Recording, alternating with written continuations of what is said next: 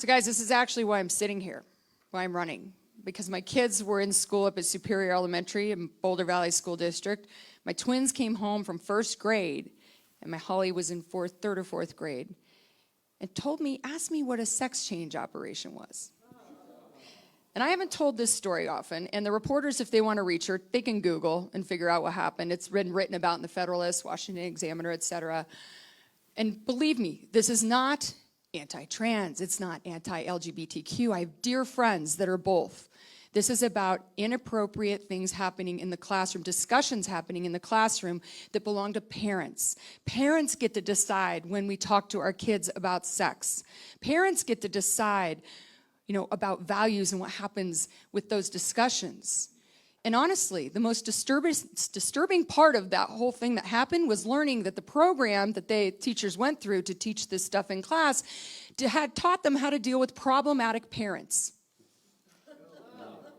Who do you think the problematic parents were?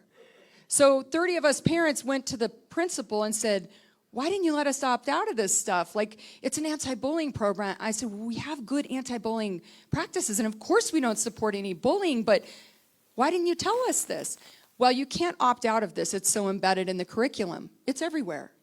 And I thought, oh my goodness. So all of us families got together and decided to try and start a charter school right in Jared Polis's backyard in Superior, where he lives in Boulder, and his kids go to a private school. And there weren't a lot of options, there still aren't in Boulder for charter schools. All of them have huge waiting lists.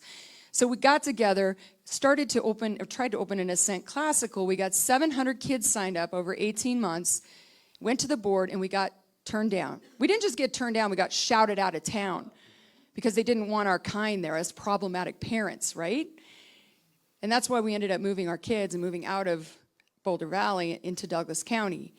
And my kids now are in a place where they're thriving because I was able to move to a different zip code. I was able to have a choice about where they went to school. I want every parent in Colorado to be able to do that same thing. It's not fair to our kids to lock them in because of where they're born or the school that they're assigned. That goes back to that first conversation we had. Nothing is more important than choice, transparency, and competition to fix our schools.